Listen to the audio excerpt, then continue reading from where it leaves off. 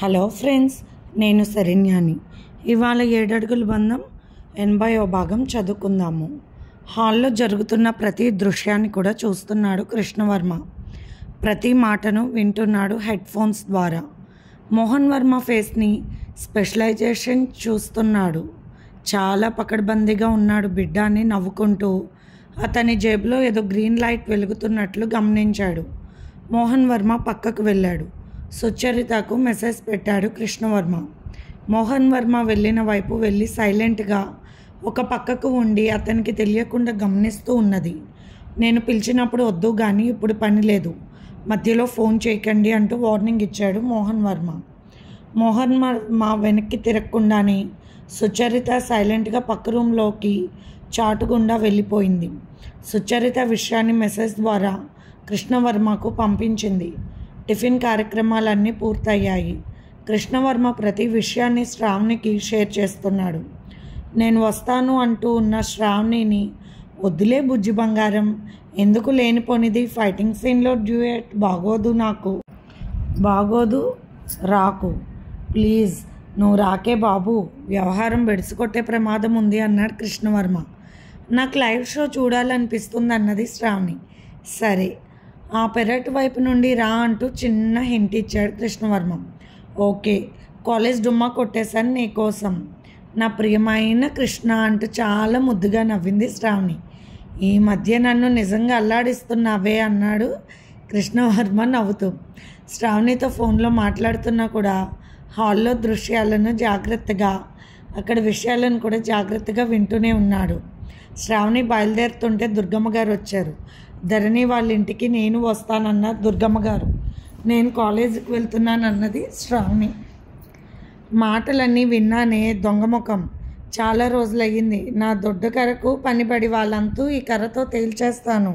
హా నా సామిరంగా, ఈ బెజవాడ దుర్గమ్మ అంటే ఏంటో తెలిసిపోతుంది అన్నది దుర్గమ్మ తొడగొట్టుకుంటూ. మరి ఓవర్ యాక్షన్ చెయ్యకు, అక్కడ ఉండాల్సిన వారందరూ ఉండేసరికి తెగ బిల్డప్ ఇస్తున్నావు, నీకేమి సంబంధం అసలు అన్నది శ్రావణి. అది నా మనవరాలు కుటుంబం. రవివర్మ నా మనవడు. ధరణి కడుపులో ఉన్నది నా ముని మనవ సంతతి. నాకు హక్కు ఉంది. వసుంధరాదేవి నా బిడ్డతో సమానం అంటూ డైలాగు మీద డైలాగులు చెప్పేస్తున్నారు దుర్గమ్మ గారు. నానమ్మ వద్దు, నన్ను వెళ్ళనివ్వు అన్నది శ్రావణి. చెప్తుంటే వినలేదు దుర్గమ్మ గారు. ఆ విషయాన్ని కృష్ణవర్మకు షేర్ చేసింది శ్రావణి. పెరట్ నుండి మెట్ల దారి నుండి నువ్వు రాగలవు కానీ అమ్మమ్మ గారు రాలేరంటున్న కృష్ణవర్మ మాటలకు ఏం చేస్తాం, మంగమ్మ గారి మనవడిలో భానుమతి లెక్క కొడుతుంది బిల్డప్, నన్ను వదలడం లేదు కృష్ణ అన్నది శ్రావణి బాధగా. శ్రావణి ఫోన్ పెట్టే అర్జెంట్ విషయం, మీరెవరు రావద్దని సీరియస్గా ల్యాప్టాప్లో హాల్లో జరిగే విషయాలను చూస్తున్నాడు కృష్ణవర్మ. కృష్ణవర్మ ల్యాప్టాప్లో చూస్తూ ఉన్నాడు. మోహన్ వర్మ మాట్లాడడం మొదలుపెట్టాడు. నేను పరామర్శించడానికి రాలేదు. ఉన్న ఆస్తులు మా నాన్నగారివని నాకు తెలుసు. 3 వంతుల పైనే రవివర్మకి ఇచ్చి 1 వంతు మాత్రం నాకు అనురాధకు కలిసి ఇచ్చారు. ఇది ఎంతవరకు న్యాయం అన్నాడు మోహన్ వర్మ కోపంగా వసుంధరాదేవి గారి వైపు చూసి. రవివర్మ ఏం మాట్లాడొద్దన్నట్లు సైక్ చేశాడు. రవివర్మకు ఫోన్లో మైక్ ద్వారా చెప్తున్నాడు సీక్రెట్గా కృష్ణవర్మ. వాళ్ళని మొత్తం మాట్లాడనివ్వండి, అసలు ఏమిటో మనకు ముందు తెలిసాక అప్పుడు మనం రంగంలోకి దిగాలి. సైలెంట్ ప్లీజ్ అని చిన్నగా చెప్పాడు. అందుకే రవివర్మ తల్లికి భార్యకు అందరికీ సైగ చేశాడు. మీరు చేసిన మోసానికి భగవంతుడు మాకు ఒక దారి చూపించాడు. ఇదిగో ఈ పాప రవివర్మకు చరిష్మాకు పుట్టిన కూతురు. ఇప్పుడైనా ఆస్తిలో సగభాగం పాప పేరు రాస్తే మర్యాదగా ఉంటుంది, లేకుంటే నాకుండే పద్ధతులు నాకున్నాయి అన్నాడు మోహన్ వర్మ.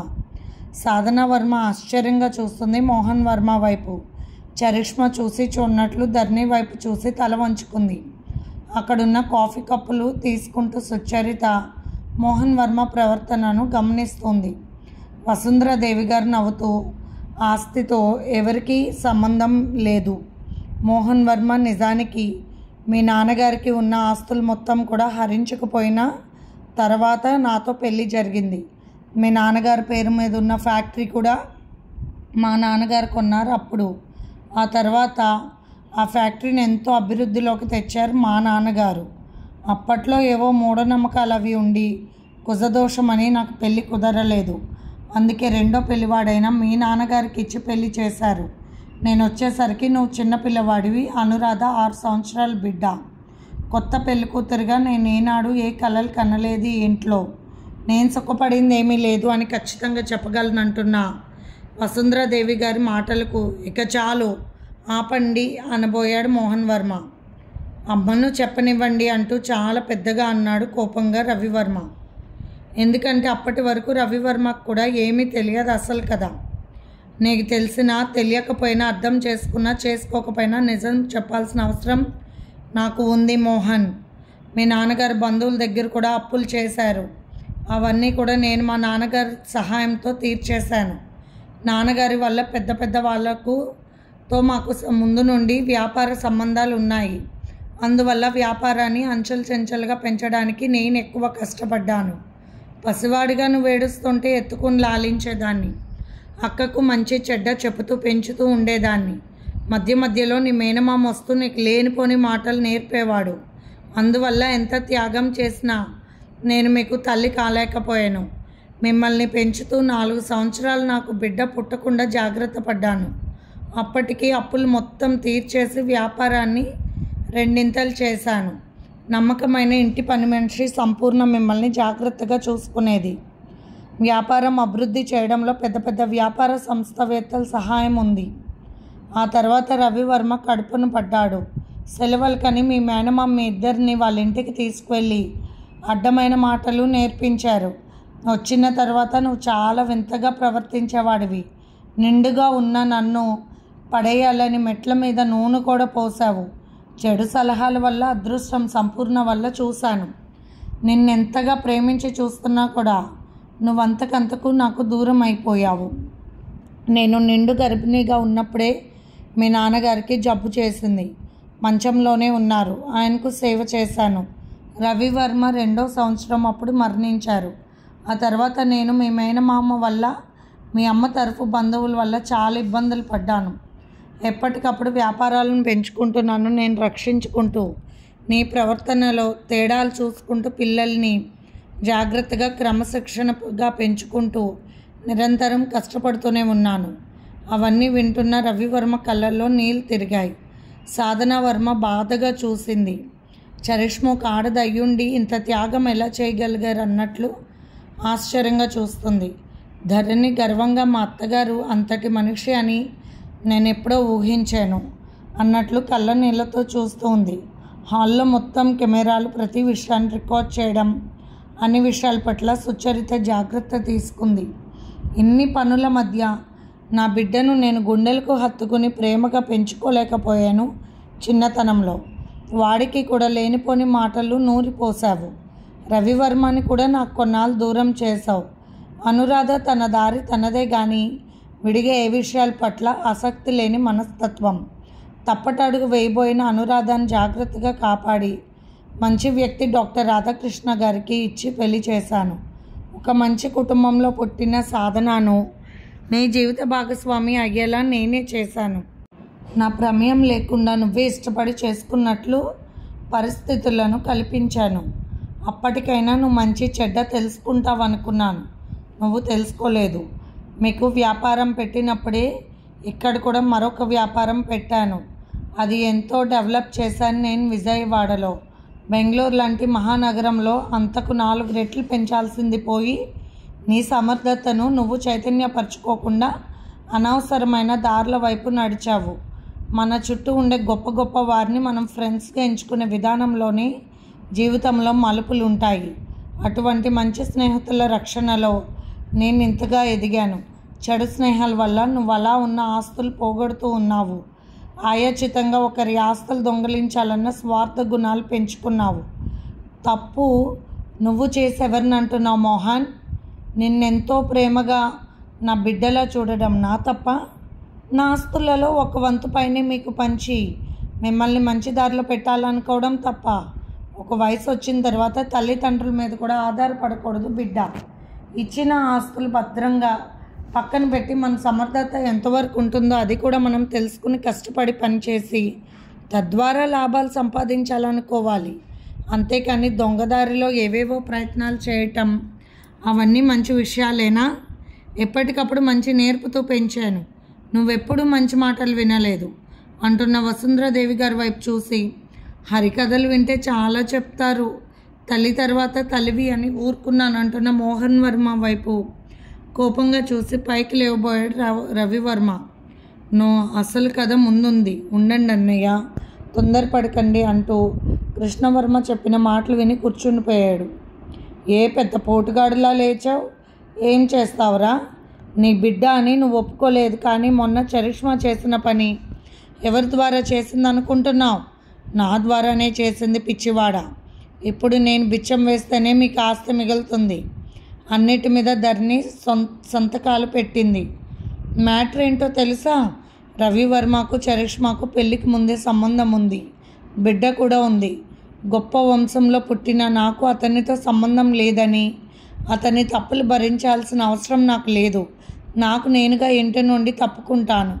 ఒకవేళ తల్లి అయినా కూడా పుట్టే బిడ్డకి ఇంటికి అసలు సంబంధమే ఉండదు అని ఇంకా చాలా చాలా వ్యవహారాలను చక్కబెట్టేలాగా రాయించి వాటి మీద నీ భార్యతో సంతకాలు పెట్టించానంటూ వెటకారంగా నవ్వాడు మోహన్ వర్మ. ఇక చరిష్మా భయంగా చూస్తూ ఉంది. ధరణి చాలా కోపంగా చూస్తూ ఉంది. జరుగుతున్న విషయాన్ని చూస్తున్న సాధనకు భర్త వైపు చాలా సందేహంగా ఆశ్చర్యంగా చూస్తూ ఉంది. పాపై భయంగా చూస్తూ ఉంది. సుచరిత పాపను అక్కడి నుండి పక్కకు తీసుకువెళ్ళి ఆడుకునే వీడియో గేమ్స్ పెట్టింది సాధన వర్మ చెప్పడంతో. వారి కథ పూర్తయింది అన్నయ్య. మోహన్ వర్మ గారికి అది తప్పితే ఇంకొక ధైర్యం లేదు కాబట్టి ఇంకా మనం ప్రొసీడ్ అవ్వచ్చు. అన్ని విధాలా సిద్ధం చేస్తున్నాను, భయపడకండి. రెడీ అనగానే అసలు కథ మొదలు పెట్టండి అని చెప్పాడు కృష్ణవర్మ. కృష్ణవర్మ తన అనుచరులకు దొడ్డు వైపు నుండి వచ్చి ఎవరికీ కనపడకుండా గుట్టుగా ఉండిపోయారు. ఒప్పుకోకపోతే ఏం చేస్తావు అన్నాడు రవివర్మ.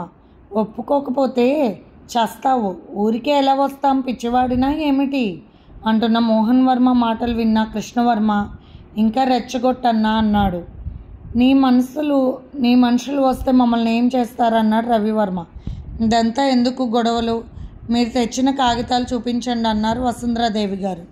మోహన్ వర్మ తన దగ్గరున్న కాగితాలు బయటకు తీస్తూ ఉన్నాడు. ఆశ్చర్యంగా చూస్తూ ఉంది సాధన వర్మ. కృష్ణవర్మ మాట్లాడుతూ ఉన్నాడు. అన్నా, మీరు తొందరపడవద్దు, కోపం తెచ్చుకోవద్దు. ప్రతి విషయం అనుకూలంగా ఉంది కాబట్టి మొత్తం మాట్లాడనివ్వండి. బెదిరించినా భయపడాల్సిన అవసరం కూడా లేదు. మన వాళ్ళు రెడీగా ఉన్నారని రవివర్మకు చెప్పాడు కృష్ణవర్మ. సాధన చరిష్మా అలాగే చూస్తూ ఉన్నారు. ధరణి ఏమాత్రం తడబాటు లేకుండా ప్రశాంతంగా చూస్తూ ఉంది. వసుంధరాదేవి గారికి మనసులో చాలా బాధగా ఉంది. మనం బిడ్డ అనుకుని పెరిగిన వాళ్ళు తల్లిలాగా అనుకోవాలి కదూ అని ఆమెకు చాలా బాధగా ఉంది. చిన్ననాటి నుండి వారిని క్రమశిక్షణతో పెంచి వారికి ఎప్పుడు ఏది కావాలో చూసి ఎంతో బాధ్యత వహించేది వసుంధరాదేవి గారు. ఏ చిన్న విషయంలోనూ అనురాధ మోహన్ వర్మ విషయంలో వారి అమ్మమ్మ వాళ్ళు రూపాయి ఖర్చు పెట్టింది లేదు. వారంత స్తోమత కలిగిన వాళ్ళు కాదు. తను చేసిన ప్రతి మంచి పని కూడా వ్యతిరేకమైన భావాలతోనే అర్థం చేసుకున్నాడు మోహన్ వర్మ. అది తన దురదృష్టం. రవివర్మను చస్తావని మోహన్ వర్మ అనడం చాలా బాధగా అనిపించింది వసుంధరాదేవి గారికి. తను తలుచుకుంటే ఒక నిమిషంలో అందరినీ జైలుకి పంపించి జీవితకాలం ఉంచగలదు. కానీ తను వారి బిడ్డలుగా ప్రేమించింది. ఏ స్వార్థం లేకుండా ప్రేమను పంచినా కూడా అర్థం చేసుకునేవారు లేనప్పుడు వ్యర్థమే అవుతుంది అని బాధగా ఆలోచిస్తూ చూస్తున్నారు వసుంధరాదేవి గారు. ఇదిగో మిస్టర్ రవివర్మ, నీ భార్య తన స్వహస్తాలతో పెట్టిన సంతకాలు. ఈ పాపని బిడ్డగా నువ్వు ఒప్పుకోకపోయినా ఆమె మనస్ఫూర్తిగా ఒప్పుకొని ఆస్తిలో సగం పాపకు చెందేలా రాసి ఉన్న కాగితాలపై నీ భార్య పెట్టిన సంతకాలు, వేలిముద్రలు కూడా వేయించుకున్నాను. వేలిముద్ర మారేది కాదు కదా అంటూ చరిష్మా వైపు చూసి గర్వంగా నవ్వాడు మోహన్ వర్మ. చరిష్మా మనసులో చిరాగ్గా ఉంది. ఈ క్షణంలో బద్దలైపోతుంది నిజం. అక్క మనసు తట్టుకుంటుందా? నా బ్రతికి ఏమవుతుంది? నేనేమైపోయినా పర్వాలేదు, అక్క బాగుంటే చాలు. ఎంతో ప్రేమతో తనకు ఆశ్రయం ఇచ్చి కష్టాలు కొని తెచ్చుకున్న అక్క వైపు చూసి నన్ను క్షమించక్క అని ఆమె కళ్ళల్లో నీళ్లు బయటకు కూడా రాకుండా మానసికంగా మదన పడుతూ ఉన్నది చరిష్మా. సాధనా వర్మ ఆశ్చర్యంగా చూస్తూ ఉంది. ధరణి వర్మ, మీరు పెద్ద లాయర్ కదా, చూడండి సంతకాలు మీ వేలి ముద్రలు మీరు తప్పించుకోలేని విధానాలంటూ మెటకారంగా నవ్వుతూ పేపర్లు ఇచ్చాడు మోహన్ వర్మ ధరణికి. రవివర్మ వైపు చూసింది ధరణి. బావగారికి నమస్కారం అన్నది ధరణి. పెద్దవారికి చిన్నవారు నమస్కారం ఇవ్వడం సంస్కారం. కన్నతల్లిగా పెంచిన తల్లి ప్రేమను అర్థం చేసుకోలేకపోయారు మీరు. చెల్లెలు తమ్ముడితో కూడా మీరు అనుబంధం పెంచుకోలేకపోయారు. చివరకు భార్యను కూడా మోసం చేశారు అని అంటున్నా ధరణి వైపు చూసి, నా భార్య గురించి నా కుటుంబం గురించి మాట్లాడే అధికారం నీకు లేదు ధరణి. నీ గురించి నువ్వు మాట్లాడు. మీ అత్తగారి గురించి నీ భర్త గురించి అంతవరకే నీకు మాట్లాడే అధికారం ఉంది. అంతేకాని నా కుటుంబ విషయంలో మాట్లాడే అధికారం మీకు లేదు ధరణి అన్నాడు మోహన్ వర్మ. రవివర్మ తన భార్య భుజంపై చేయి వేసి అలాగే కూర్చున్నాడు, కాలు మీద కాలు వేసుకుని. ఏ మాత్రం భయం తడబాటు లేకుండా కూర్చున్నాడు. కృష్ణవర్మ పైనుండి అన్నీ చూస్తున్నారు. హే, వదిన గారు లాయర్ పోన్స్ మొదలు పెట్టారని నవ్వుతూ చూస్తున్నాడు. నాకు మీ గురించి మాట్లాడే అధికారం కూడా లేనప్పుడు మీరు ఈరోజు ఎలా మాట్లాడే అధికారం ఎలా పొందగలిగారు అన్నది ధరణి. అది ఆస్తి విషయం. నీ భర్త చరిష్మాకు చేసిన మోసం, ఒక అమాయకమైన ఆడపిల్లను మోసం చేసిన భర్తను వెనక వేసుకుని రావటం చాలా ఆశ్చర్యంగా ఉంది అన్నాడు చాలా వెటకారంగా మోహన్ వర్మ. మోసం చేసిన భర్తతో కలిసి వచ్చిన అక్కను చూస్తేనే మాకు ఆశ్చర్యంగా ఉంది అన్నది ధరణి. చరిష్మాకు బాధగా భయంగా ఉంది. సాధనా వర్మ అలాగే చూస్తుంది మోహన్ వర్మ వైపు, చరిష్మా వైపు. అదంతా నాకు అనవసరం, ఈ కాగితాలను సంగతి చెప్పండి అన్నాడు మోహన్ వర్మ కేర్లెస్గా. డబ్బుకి మనుషుల కంటే ఇంత ప్రాధాన్యత ఉంటుందని నేనైతే అనుకోను. నా కుటుంబ విలువలు, నా కుటుంబ గౌరవాన్ని కాపాడుకోవడం నా ధర్మంగా భావించాను. మీ అందరినీ విడమర్చి నా అత్తగారు నా భర్త నేను అని నేను గిరి గీసుకోలేదు. మా అత్తగారు నా భర్త, నేను మా బావగారు, అక్క, పిల్లలు, మా ఆడబడుచు, అన్నయ్య, పిల్లలు, ఇలా కుటుంబం మొత్తం నాది అని గర్వంగా చెప్పుకుంటాను. నేను ఎప్పుడు విడదీయలేదన్నది ధరణి. మోహన్ వర్మ చాలా చిరాగ్గా పైకి లేచి, ఇదంతా నాకు అనవసరం, మీరు చెప్పండి ఆ కాగితాలు చూసి అంటూ వసుంధరాదేవి గారి వైపు కోపంగా చూశాడు మోహన్ వర్మ. ఎవరూ చెప్పాల్సిన అవసరం లేదు మోహన్ వర్మ గారు, నేనే చెప్తానన్నది సాధనా వర్మ. భార్య వైపు ఆశ్చర్యంగా చూశాడు మోహన్ వర్మ. మిమ్మల్ని భర్తగా ఎంతో గౌరవించాను. ఇంత పెద్ద కుటుంబంలో పెద్ద కోడలుగా వచ్చినందుకు సంతోషించాను. మాట్లాడుతున్న అక్క వైపు ఆశ్చర్యంగా చూస్తూ ఉంది చరిష్మా. పైనుండి కృష్ణవర్మ ఆశ్చర్యంగా చూస్తున్నాడు. రవివర్మ, వసుంధరాదేవి గారు ప్రతి ఒక్కరూ ఆశ్చర్యంగా చూస్తున్నారు.